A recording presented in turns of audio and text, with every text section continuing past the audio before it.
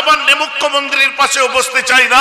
মর্দে মোমেন পৃথিবীতে যখন জন্মেছে আমার নেতা তোমার দুনিয়ার নেতার মতো ছিলেন না, মোগলি সাম্রাজ্যের নেতার মতো ছিলেন না, রাজা বাদশার মতো ছিলেন না, ইংল্যান্ডের ব্লেয়ারের মতো ছিলেন না, আমেরিকার ইংল্যান্ডের টনি ব্লেয়ারের মতো ছিলেন না।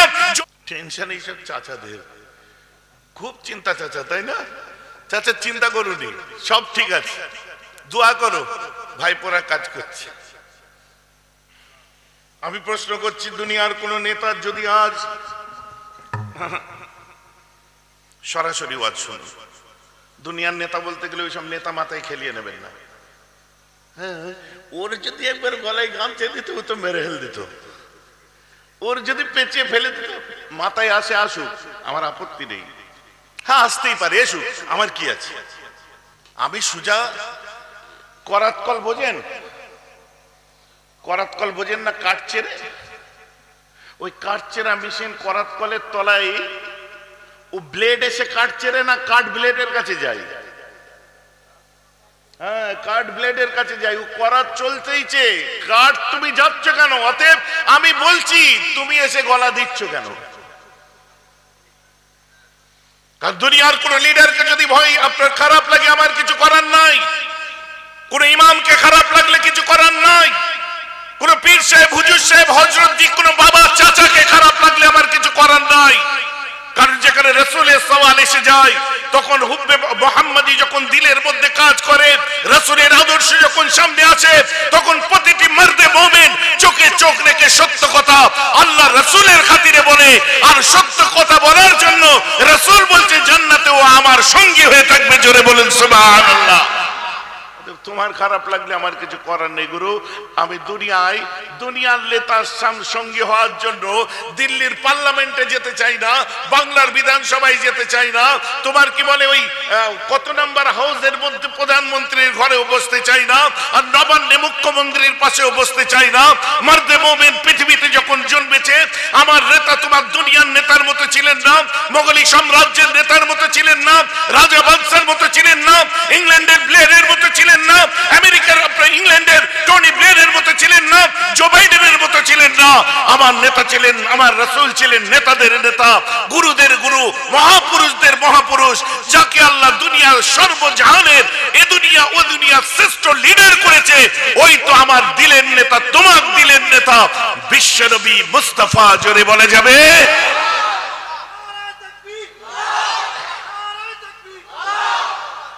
এখানে অস্বীকার করতে পারবেন কেউ? অতএব তোমার যদি দুনিয়ার জন্য তোমায় শুনতে খারাপ লাগে, আমাকে রাসূলুল্লাহর জন্য বলতে ভালো লাগে। ভাইজান খারাপ লাগছে নাকি শুনতে? সেই মেহরাব ভাই যখন বামফ্রন্ট ছিল বহু চেষ্টা করেছিল কালার লাগাবার জন্য, বুঝতে পারছেন না? কারা চেষ্টা করেছিল? লোহা ছাড়া লোহা কাটা যায় না।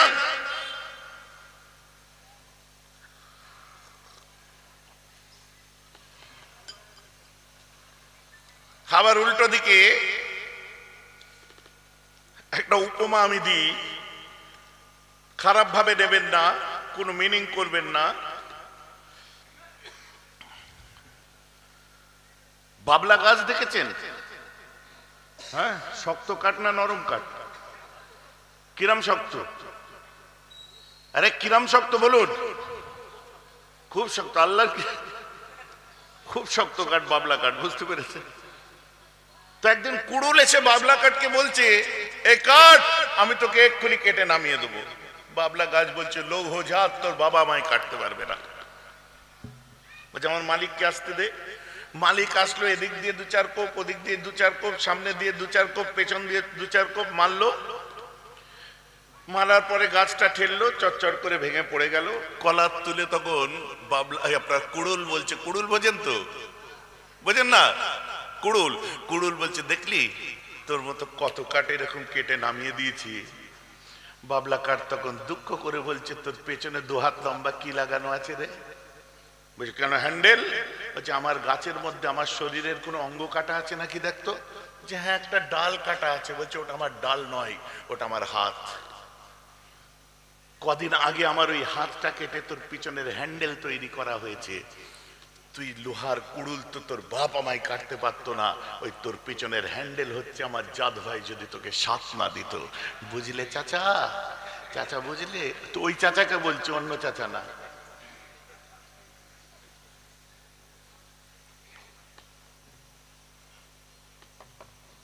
কথাটা আমার বুঝতে পারছেন তো নাকি?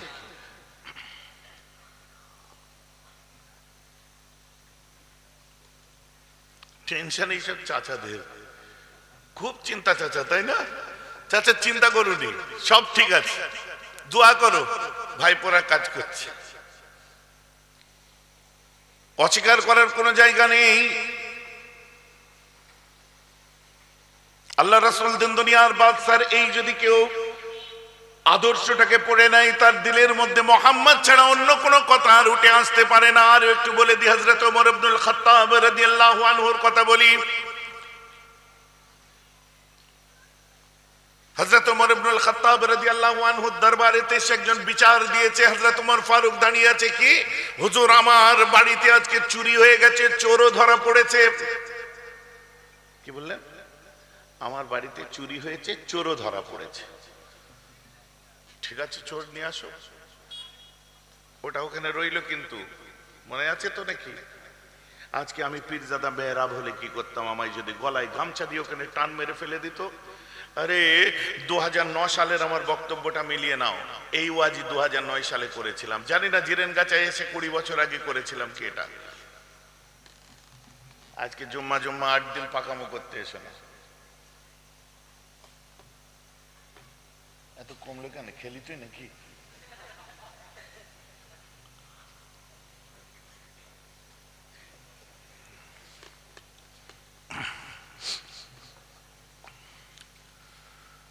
হযরত ওমর ফারুকের কাছে বিচার দিলে, হুজুর একজন মানুষ আছে চুরি করেছে, আর চুরি করা মহাপাপ। বলছে নিয়ে আসো তাকে, যে চুরি করেছে। রাত্রে চোরকে ধরে নিয়ে আসা হলো। হযরত ওমর ফারুক চোরকে দেখার পরেই থমকে গেলেন। এ চোর, এই মানুষটা চোর,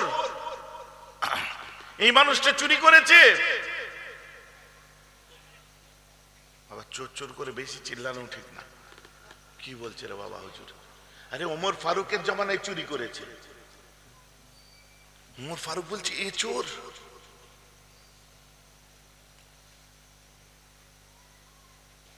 শোনো, কালকে ফজরের পরে বিচার হবে, তোমরা সব চলে যাও। চলে যাওয়ার পরে যখন চলে গেল, তখন ওই মানুষটাকে বলল, চোরকে বলল তুমি দাঁড়াও। শুনছেন তো নাকি? চোরকে বলল তুমি দাঁড়াও। হ্যাঁ হ্যাঁ দাঁড়াও। তুমি দাঁড়ালো, মাথা হেঁট করে আছে। ওমর ফারুক যে তার হাতে চুমু দিল। কার হাতে? যিনি চুরি করেছিলেন তার হাতে। চোখ ভরা পানি নিয়ে বলছে, এই হাত রাসূলের হাতে হাত দিয়ে আমরা বায়াত হয়ে, তুমি একজন বড় সাহাবা, আমি একজন সাহাবা, আর ভাই তুমি চুরি করে ফেললে। ওমর ফারুককে জড়িয়ে ধরে ঝরঝর করে কাঁদছে আর বলছে, ভাই আমি চুরি করতে চাইনি।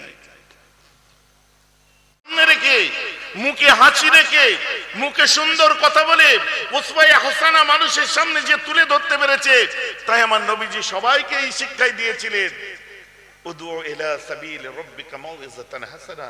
যখন তুমি মানুষকে দ্বীনের পথে, ধর্মের পথে নিয়ে আসবে না, তখন সুন্দর করে সুমিষ্ট ভাষায় তাদেরকে বলবি। যতই ভায়োলেন্স থাক, যেন মুখ থেকে হাসি সরিয়ে দেবে না। কথাটা আমার বুঝতে পারছেন কি পারছেন না? যার জন্য বুকের হাসি আমরা সরিয়ে কথা বলি না। শুনে দিন, মিস্টার ডেভেনপোর্ট একজন ইংরেজ লেখক, তিনি একদিন লিখছেন, উই মাস্ট রিকগনাইজ, কি বলছে?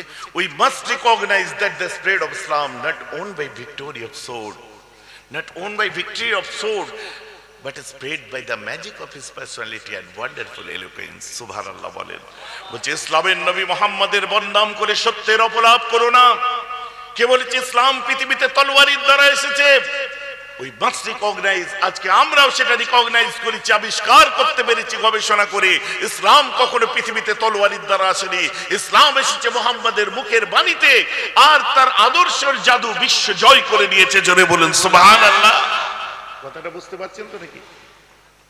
অথবা আমি কেন উল্টোটা দেখতে যাব? আমি কেন ভুলটা ভাবতে যাব?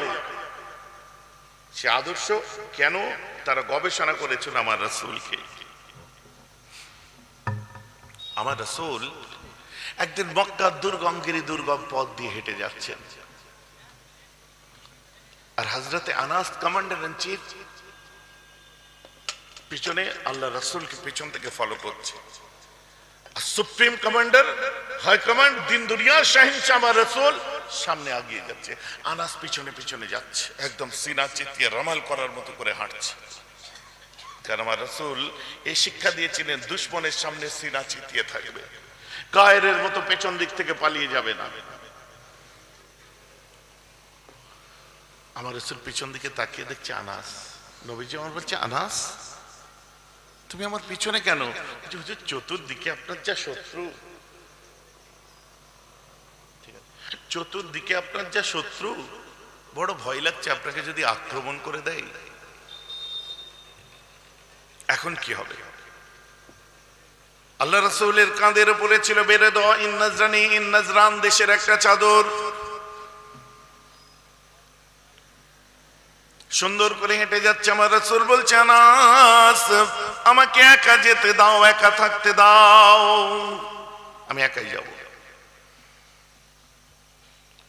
আনাস বলছে, হুজুর চতুর্দিকে আপনার শত্রু, আমাদের ভয় করছে তো। বলছে, লিভ মি অ্যালোন, আমাকে একা থাকতে দাও। আনাস দূর থেকে ফলো করছে, আমার রাসূল আগে আগে হেঁটে হেঁটে যাচ্ছে। আনাস যেটা ভয় করেছিল বাস্তবে ঘটলো তাই। ঝোপের আড়াল থেকে আক্রমণ। ঝোপের আড়াল থেকে কারা আক্রমণ করে?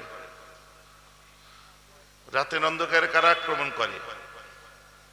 কায়ার, যারা কাপুরুষ। আল্লাহ রাসূলকে ঝোপের আড়াল থেকে আক্রমণ করে দিয়েছে কায়ার মানুষ একজন। কিন্তু মুসলমান সান্ডা ছিল, বাহুবলী, একদম বড় মাসাল আলা মানুষ। আল্লাহ রাসূলকে ঝোপের আড়াল থেকে আঘাত করে দেয়, আক্রমণ করে দেয়। আমার রাসূলের পিঠে যে চাদরের কোণ দুটো ঝুলছিল, সোজা যে সেই চাদরের কোণ দুটোকে ধরে নেয়, ফাযাবাযাতুহু, ওটাকে পেঁচাতে আরম্ভ করে। ফাযাবাযাতান শাদীদাতান, এক সময় গায়ের জোরে ওটাকে প্যাঁচ দিয়ে দেয়। আরে আমার রাসূলের চোখ বাইরে এসে যায়, আমার রাসূলের গলা মোবারক লাল হয়ে যায়, সদমাতে মুখটা নীল হয়ে যায়। এক সময় একটা টান মারে, আরবের মরুপ্রান্তে আমার রাসূলকে চিৎ করে ফেলে দেয়। আমার রাসূলকে ফেলে দিল, সহ্য করতে পারবেন? আমার রাসূল আরবের মরুপ্রান্তে। আরে আনাস ওই দৃশ্য দেখে সহ্য করতে পারেনি। আরবের মরুপ্রান্তে ঝড় তুলে দিয়েছে, পাগলের মতো দৌড়তে আরম্ভ করেছে। দৌড়ে দৌড়ে উলঙ্গ তলোয়ার বার করে তার ধড় থেকে মাথাটা আলাদা করে দেবে। আমার রাসূল পিছন ফিরে বলেছিলেন, স্টপ, মানে ইশারা, গলা তো বাঁধা, স্টপ, দাঁড়িয়ে যাও, রুক যাও। পরে বলছে, না না না আনাস, তুমি ওকে জানে মেরে দিও না। সুবহানাল্লাহ বলে। এই দৃশ্য দেখে ওই গরিব মানুষটা আমার রাসূলের দিকে তাকিয়ে আমার রাসূলকে দেখছে আর তলোয়ার দেখছে, রাসূলকে দেখছে আর তলোয়ার দেখছে, রাসূলকে দেখছে আর তলোয়ার দেখছে। একদিকে আমার রাসূল যদি একটু ইশারা করতো, ওর গর্দান চলে যেত। উল্টো দিকে আমার রাসূল মুখে কি বলে সেই শোনার অপেক্ষায় ওই সময় এই কালো মানুষটা বলেছিল, ইয়া মুহাম্মদ। কালো মানুষটা মুসলমান, ইয়া মুহাম্মদ মুরলি মিম্মা লিল্লাহিল্লাযী ইনদাকা। এই মুহাম্মদ, আপনার কাছে আল্লাহর বাইতুল মাল আছে, আমি বড় গরীব, আমার বউ খেতে পাই না, বাচ্চা খেতে পাই না, ছেলে মেয়ে খেতে পাই না, আমার বাড়িতে চাল চড়ে না, চুলো জ্বলে না। হুজুর আমি বড় গরীব, আপনার বাইতুল মালে অনেক মালপত্র সামান ভান্ডার ভর্তি করে রাখা আছে। হুজুর ওই বাইতুল মাল থেকে আমায় যত সামান্য খাদ্য দ্রব্য আল্লাহর রাস্তায় দান করুন, আমাকে দান করুন। হুজুর কি করলো? চাইলো, ভিক্ষা চাইলো। বাইতুল মালে রাখা আছে,